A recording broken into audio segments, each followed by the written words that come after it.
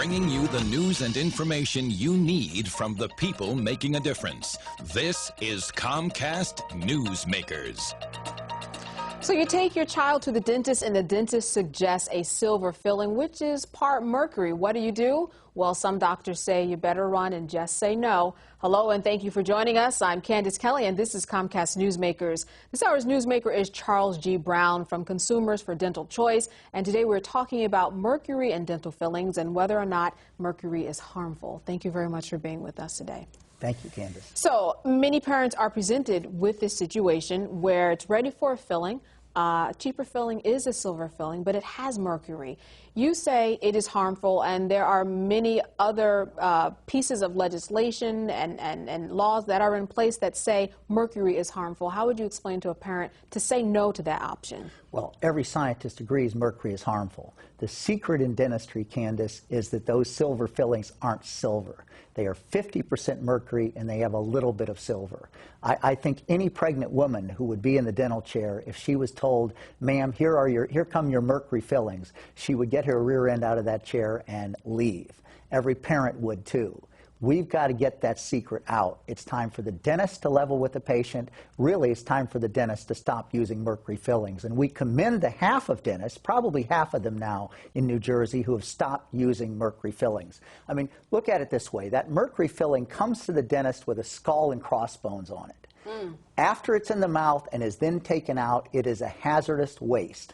So we're asked to believe that something that is toxic going in the mouth and hazardous coming out of the mouth all at once is safe in our child's mouth, 1 inch from his or her brain.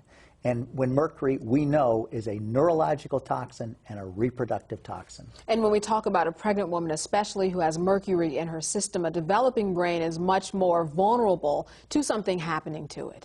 Absolutely. Guys like me losing brain cells every day should be less of a problem. But for the child, for the baby, the U.S. Public Health Service says the mercury from the fillings goes to the uterus. It goes to the breast milk. That's why the Food and Drug Administration on June the 3rd issued a warning saying that mercury from dental amalgam could harm the developing neurological system, brains, of children and fetuses. That should be good enough. That should be good enough.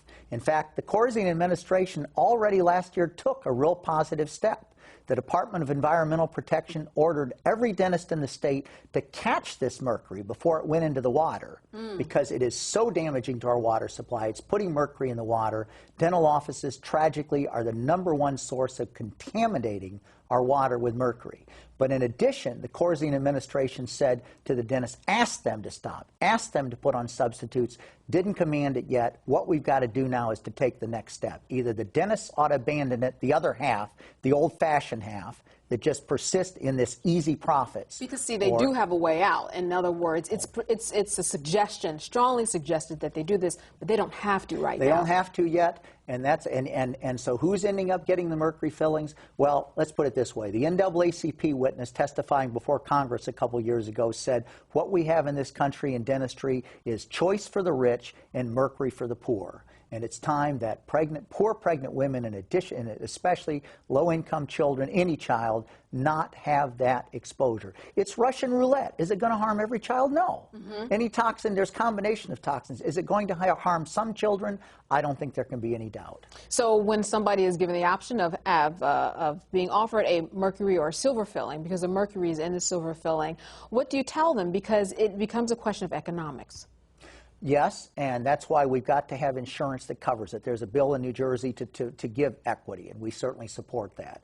It is a little bit more, but I think the dentists who have stopped using it are making a good living, and the cost is very little. It might be 20% more. I know for some families that's a lot, but again, do they want to play that kind of Russian roulette with their unborn baby or with their own child or with themselves? And young women who may not be pregnant but may choose to become pregnant, it isn't like a poison that comes and goes like food. Right. It's over. All right. Well, I want to thank you so much for being with us, and hopefully people will get more information from your website in terms of finding a better suggestion than the silver fillings. Very good to meet you. Thank you, Candace. This hour's newsmaker has been Charles G. Brown from Consumers for Dental Choice, and I'm Candace Kelly for Comcast Newsmakers. Thanks so much for watching.